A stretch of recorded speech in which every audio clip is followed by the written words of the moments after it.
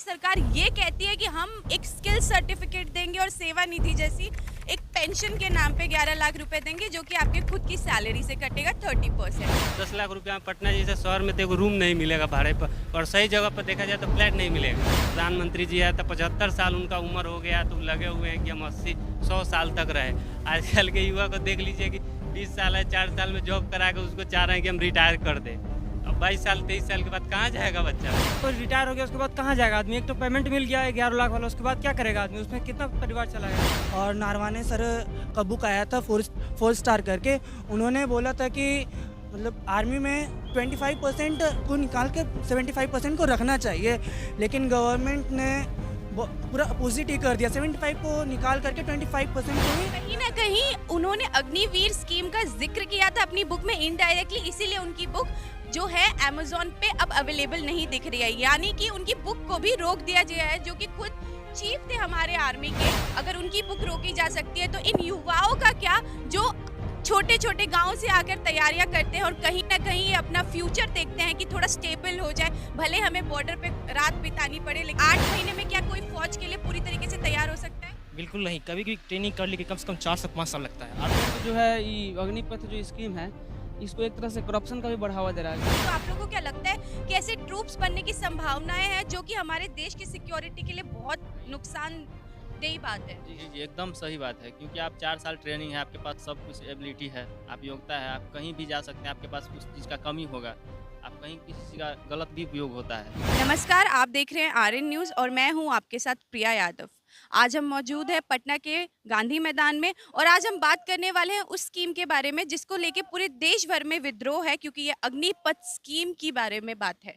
Agnipath scheme लाई गई 2022 में, जिसमें की रिक्रूटमेंट हुई गई आर्मी में, एयरफोर्स और नेवी में। लेकिन कहीं ना कहीं जो पहले की जो सुविधाएं होती थी वो छीन ली गई, जैसे कि पेंशन के बाद बहुत सारी सुविधाएं ना मिलना, जैसे ईसीएचएस होता है और कैंटीन सुविधाएं होती हैं, और साथ साथ पेंशन भी ना मिलना। इसमें 11 लाख रुपए बच्चों को बता दिए गए कि दिए जाएंगे और एक सेवा निधि करके अमाउंट दी जाएगी। तो चलिए अब बच्चों से पूछते हैं कि उनका इस स्कीम पे क्या कहना है, क्योंकि सर्विस भी सिर्फ 4 साल की कर दी गई, जहाँ पे 25% को निकाल दिया जाएगा और सिर्फ 25% रहेंगे।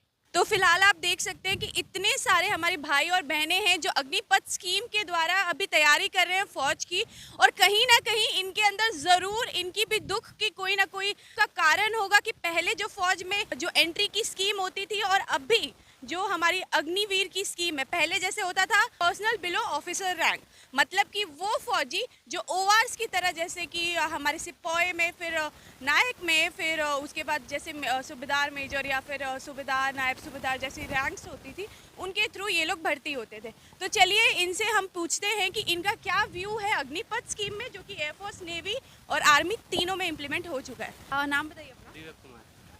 अच्छा, तो ये बताइए कि आपको किस चीज़ की वजह से तैयारी कर रहे हैं? ऐसे तो हम एसएससी जीडी का कर रहे हैं अभी। जीडी के कर रहे हैं? जी सर।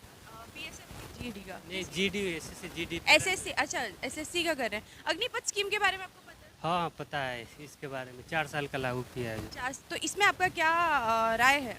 इसमें राय यही है कि सही नहीं है, बिल्कुल सही नहीं है। हम भी पहले आर्मी के लिए ही दौड़ते थे। अच्छा, तो पहले क्या हुआ कि लॉकडाउन के बाद जब उम्र एक्सपायर हो गया तो 4 साल की कितनी उम्र है आपकी? मेरा तो अभी 23 साल हो गया है। तो अग्निवीर में भी 23 तक अब तो एक्सटेंड कर दिया गया है ना? हाँ 23 कर दिया गया, बट क्या है ना कि अब मान लीजिए कि अब जो 17-18 साल उम्र का लड़का अगर मान लीजिए कि उसमें जाएगा, 4 साल तो पढ़ाई बैक हो जाएगा उसका। 22 साल की उम्र में मान लीजिए कि उसमें करके रिटायर हो जाएगा, उसके बाद तो पूरा हौसला ख़त्म हो जाता है। मान लीजिए कि 1-2 महीना पढ़ाई छूट जाता है तो पढ़ाई नहीं हो पाता है, और मान लीजिए 4 साल जॉब करके आएगा, पूरा मॉरल डाउन हो जाएगा, तो फिर वो कहाँ से कोई जॉब कर पाएगा। आपकी बात बिल्कुल सही है और हम बिल्कुल समझ रहे हैं, लेकिन जहाँ पे सरकार ये कहती है कि हम एक स्किल सर्टिफिकेट देंगे और सेवा निधि जैसी एक पेंशन के नाम पे 11 लाख रुपए देंगे, जो कि आपके खुद की सैलरी से कटेगा 30%। तो इस पे आपका क्या कहना है? देखिए 10 लाख 11 लाख रुपया से कुछ नहीं होता। पैसा एक ऐसा चीज़ है, चाहे आपके पास 1 करोड़ हो चाहे 50 लाख हो, पैसा अगर आपके पास है तो एक न एक दिन ख़त्म हो जाता है। लेकिन रेगुलर बेसिस जो सैलरी है आपको महीना को हो चाहे डेली बेसिस का,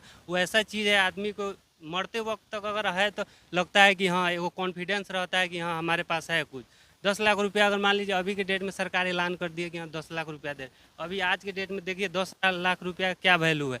आने वाला 5 साल 8 साल के बाद देखिए 10 लाख रुपया का क्या वैल्यू। 10 लाख रुपया में पटना जैसे शहर में तो एगो रूम नहीं मिलेगा भाड़े पर, और सही जगह पर देखा जाए तो फ्लैट नहीं मिलेगा। अगर दो परिवार के रहने के लिए घर के अभी देखा जाए कि अगर ज़मीन लेकर बनाने के तो उसमें सक्षम नहीं हो पाएगा। आर्मी का था, एक चीज़ था तो उसमें एक चीज़ था कि यहाँ लड़के सब जाते थे, 3-3 टाइम लड़का सब दौड़ता था। उसमें पूरा क्रेज रहता था कि लड़का सब 3-3 टाइम दौड़ रहा है, पूरा हर एक लड़का का इतना फिटनेस इम्प्रूवमेंट रहता था कि जा रहा है। हमारे देश में क्या है कि ऐसा पॉलिटिक्स हो रहा है कि देखिए कि प्रधानमंत्री जी है तो 75 साल उनका उम्र हो गया तो लगे हुए हैं कि हम 80-100 साल तक रहे। आजकल के युवा को देख लीजिए कि 20 साल है, 4 साल में जॉब करा के उसको चाह रहे हैं कि हम रिटायर कर दें। अब 22 साल 23 साल के बाद कहाँ जाएगा बच्चा सब। भैया से सब लोग सहमत हैं? सब लोग तालियां बजा दीजिए इनके लिए। ये अच्छा, जैसे पहले होता था कि जब हम पेंशन की बात करते थे तो इसमें आता था कि जो आप रिटायरमेंट के बाद आपको सीएसडी की जो सुविधाएं होती थी कैंटीन की, और जो हमारी रिटायरमेंट के बाद ईसीएचएस होता था जो मेडिकल वाला होता था कि आप रिटायरमेंट के बाद भी फौज में ही इलाज करा सकते हैं, वो अब और बाकी सुविधाएं कई बंद हो चुकी हैं। उस पर आपका क्या कहना है?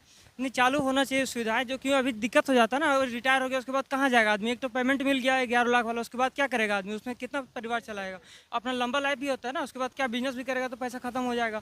तो आर्मी में रहता है कि जब तक आप रहिएगा तब तक आपके फैमिली मेम्बर भी इलाज करा सकते हैं, कैंटीन का भी सुविधा वो उठा सकते हैं, लेकिन 4 साल बाद आप क्या कीजिएगा। और कहीं ना कहीं ये भेदभाव देखा जा रहा है, जबकि हम जैसे आप लोग फौज की तैयारी कर रहे हैं तो आपके अंदर एक भाईचारा होता होगा कि नहीं हम सबका हो जाए, लेकिन अब अग्निवीर स्कीम की वजह से ये हो रहा है कि कहीं ना कहीं कंपटीशन बढ़ रहा है और साथ में जो मनोबल है वो टूटता हुआ दिख रहा है। चाहे वो भाईचारे की बात हो, जो फौज है वो पूरे भाईचारे पे चलती है क्योंकि एक दूसरे का साथ हो तभी हम देश को सुरक्षित रख सकते हैं। और जब वहाँ पे अग्निवीर जैसी स्कीम हो जहाँ पे 75% लोगों को निकाल दिया जाएगा और सिर्फ 25% लोगों को रखा जाएगा, उसमें भी उन लोगों को जब रिक्वायरमेंट होगी, तो कहीं ना कहीं इसकी वजह से काफ़ी कंपटीशन बढ़ रहा है।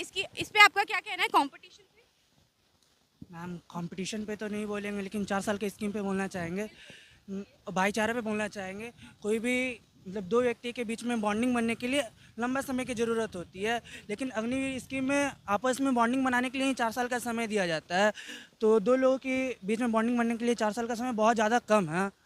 और नारवाने सर का बुक आया था 4 स्टार करके, उन्होंने बोला था कि मतलब आर्मी में 25% को निकाल के 75% को रखना चाहिए, लेकिन गवर्नमेंट ने पूरा अपोजिट ही कर दिया, 75 को निकाल करके 25% को ही। कहीं ना कहीं उन्होंने अग्निवीर स्कीम का जिक्र किया था अपनी बुक में इनडायरेक्टली, इसीलिए उनकी बुक जो है अमेजोन पे अब अवेलेबल नहीं दिख रही है, यानी कि उनकी बुक को भी रोक दिया गया है, जो कि खुद चीफ थे हमारे आर्मी के। अगर उनकी बुक रोकी जा सकती है तो इन युवाओं का क्या, जो छोटे छोटे गांव से आकर तैयारियां करते हैं और कहीं ना कहीं ये अपना फ्यूचर देखते हैं कि थोड़ा स्टेबल हो जाए, भले हमें बॉर्डर पे रात बितानी पड़े लेकिन हमारा परिवार सुरक्षित रहे और हमारे परिवार के पास पैसे रहे और कम से कम उनको कोई दिक्कत का सामना ना करना पड़े। नाम बताइए भैया अपना। राघव कुमार। अच्छा राघव कुमार जी, ये बताइए कि पहले आप लोग कितने टाइम तक एक एवरेज टाइम होता है आप लोग की तैयारी का और उसके बाद आपको लगता है कि अब निकल जाएगा?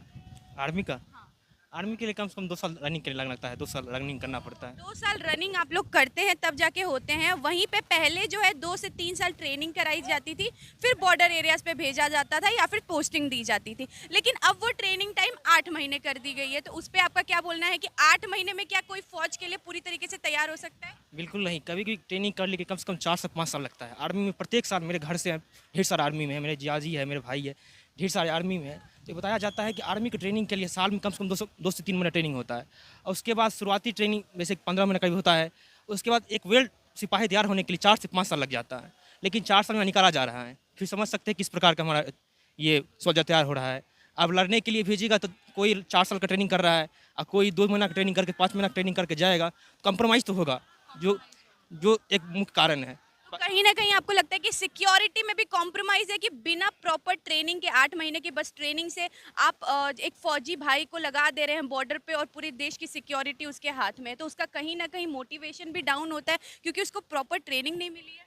हाँ, ये तो है, क्योंकि एक कोई सोल्जर है 4 साल का ट्रेनिंग किया, कोई है 8 महीना का ट्रेनिंग किया, तो बहुत बड़ा प्रॉब्लम हो जा रहा है। क्योंकि उससे क्या होगा कि उसको पास प्रॉपर अनुभव नहीं होगा और लड़ने के लिए जाएगा, सामने से उसका कोई अनुभव नहीं है, लड़ने के लिए जा रहा है तो स्वाभाविक है कैजुअलिटी ज़्यादा होगी। जो हमारे देश में सेना कैजुअलिटी अच्छी बात नहीं है, जितना कम से कम हो सके मिलाने अच्छी बात होगी, ज़्यादा कैजुअलिटी किसी हालत में अच्छी नहीं होती। और आपका क्या विचार है वैसे ओवरऑल अग्निपथ स्कीम के ऊपर? ये देखिए, हम शुरुआती से बीजेपी का काम सपोर्ट करते आए हुए थे, लेकिन जिस दिन अग्निवीर लागू हुआ था हम खुले विरोध किए थे, चाहे वह सब खड़े होकर विरोध करना हो या ऑनलाइन विरोध करना हो, ये बिल्कुल अच्छा नियम नहीं था। जो कि एक मैं कई दोस्त है, जैसे कि मैं 2 दोस्त है, इसका मेरिट लिस्ट आ गया था ग्रुप एक्स में एयरफोर्स में, लेकिन उसको बाहर कर दिया गया। उसका क्यों?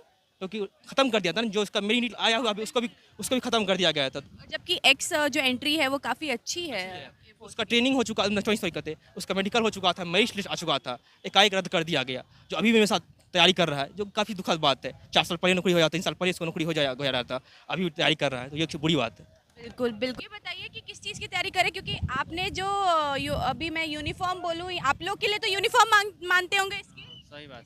यूनिफ़ॉर्म मानते होंगे, क्योंकि आप लोगों ने पहना है इतने प्यार से, इसमें इंडिया का फ्लैग बना हुआ है और कहीं न कहीं वो इंडियन आर्मी के लिए इज़्ज़त और वो भावना दिख रही है कि आप लोग तैयारी फ़ौज की ही कर रहे हो। जी, जी, एकदम सही किसकी बात। तैयारी कर रहे हैं? तीनों पैरामिलिट्री जी, फोर्सेस की। उसमें बहुत बहुत से बढ़िया, पोस्ट आते हैं। जी। बहुत बढ़िया। तो हम लोग एसएससी-जीडी के थ्रू पारा मिलिट्री फोर्स का तैयारी कर रहे हैं। लेकिन आपका पथ स्कीम के ऊपर क्या कहना है? गवर्नमेंट जो है ये अग्निपथ जो स्कीम है इसको एक तरह से करप्शन का भी बढ़ावा दे रहा है, क्योंकि जो बच्चा 4 साल में वहाँ से ट्रेनिंग करके आएगा और वो रिटायर हो जाएगा, उसके बाद उसका जो है डेली वेजेज कुछ करेगा या फिर जीविका चलाने के लिए कुछ ना कुछ करेगा, तो वो उस लेवल पर वहाँ से ट्रेनिंग करके आएगा, तो उसका जो है सरकार के गवर्नमेंट के खिलाफ उसका एक निगेटिव व्यू रहेगा, क्योंकि उसको उस समय के इन्फ्लेशन के अनुसार पैसा नहीं आ पाएगा जिससे अपना वो जीविका चला सके। तो इससे जो है वो अपने ट्रेनिंग में जो भी सीखा होगा उसको एक गलत निगेटिव दिशा में जो है करप्शन के लिए वो यूज कर सकता है, जिससे जो है आज हम देख सकते हैं कि जगह जगह जो भी हो रहा है उसमें और भी बढ़ सकता है। सब और हिंसा भी बढ़ सकता है। कहीं ना कहीं वो ट्रूप्स बन सकते हैं जब किसी के तरफ विद्रोह हो जाए कि नहीं हम इस स्कीम के अगेंस्ट में हैं। तो आप लोगों को क्या लगता है कि ऐसे ट्रूप्स बनने की संभावनाएं हैं जो कि हमारे देश की सिक्योरिटी के लिए बहुत नुकसानदेही बात है? जी, जी, एकदम सही बात है, क्योंकि आप 4 साल ट्रेनिंग है, आपके पास सब कुछ एबिलिटी है, आप योग्यता है, आप कहीं भी जा सकते हैं, आपके पास उस चीज़ का कमी होगा, आप कहीं किसी चीज़ का गलत भी उपयोग होता है, हमेशा कोई चीज़ सही ही नहीं होता है। आपके हिसाब से स्कीम को बंद करना जी इस स्कीम को बंद कर देना चाहिए और चाहे इसमें एक्सपेरिमेंट करके कुछ और बढ़ा दिया जाए। कहीं ना कहीं पेंशन के बाद जो सुविधाएं हैं वो तो मिल ही नहीं रही, जो फौजियों को एक्चुअल में उनके लिए ही ये सुविधाएं बनाई गई थी, क्योंकि वो अपनी जान को जोखिम पे लगा के अपने परिवार के लिए या फिर अपने देश के लिए हमेशा खड़े उतरते हैं और देश के लिए पहले उखड़ते हैं, फिर उसके बाद परिवार होता है।